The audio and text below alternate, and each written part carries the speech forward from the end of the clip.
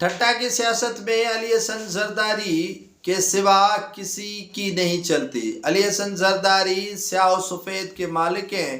ٹھٹا ہو سجاول ہو، جس کا نام جسی بھی محکمے میں ڈال دے وہ حکاری ہو یا ناکاری ہو، اس کی موجیں لگ جاتی ہیں۔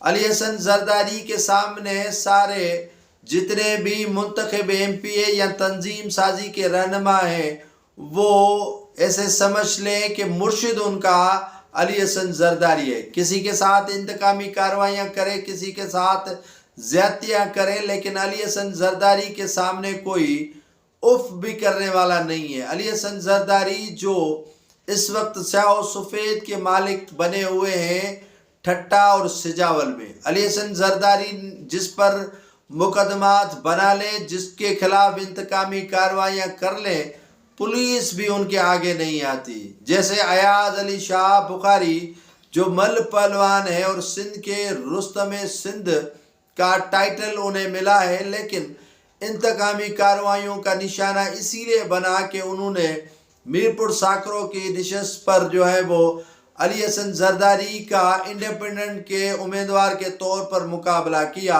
اور 10 سے 12 ہزار ووٹ لینے میں وہ کامیاب ہوئے۔ غلام اللہ شاہ یوسی پر وہ اسی مل پہلوان نے چیئرمین کے طور پر حصہ لیا تھا، لیکن اسے ریگنگ کروا کے وہ ہروایا گیا، لیکن وہ کامیاب ہو گئے تھے۔ ان کے خلاف وہ انتقامی کارروائیوں کا سلسلہ جاری ہے۔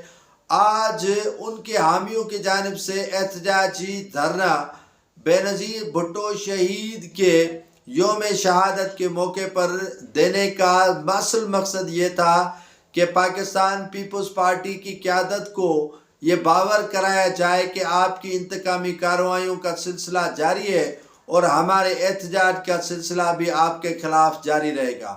آج سینکڑوں کی تعداد میں مختلف جتنی بھی سیاسی سماجی تنظیمیں ہیں، ان کی جانب سے ایاز شاہ بخاری کی گرفتاری کے خلاف احتجاجی دھرنا دیا گیا ہے۔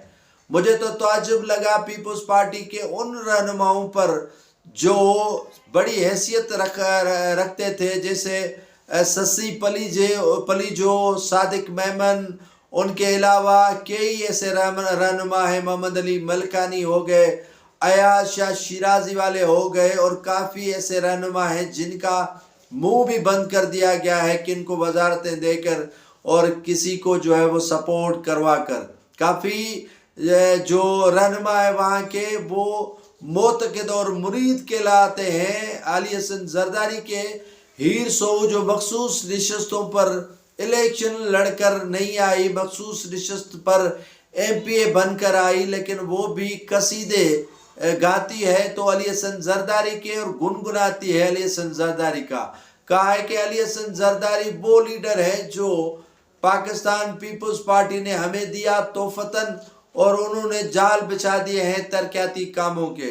اگر علی حسن زرداری کی یہ خاتون خوشامد نہیں کرے گی تو یقیناً اسے بھی آگے چل کر نشست سے ہاتھ دھونے پڑیں گے اور ترقیاتی کام بھی اسے نہیں ملیں گے۔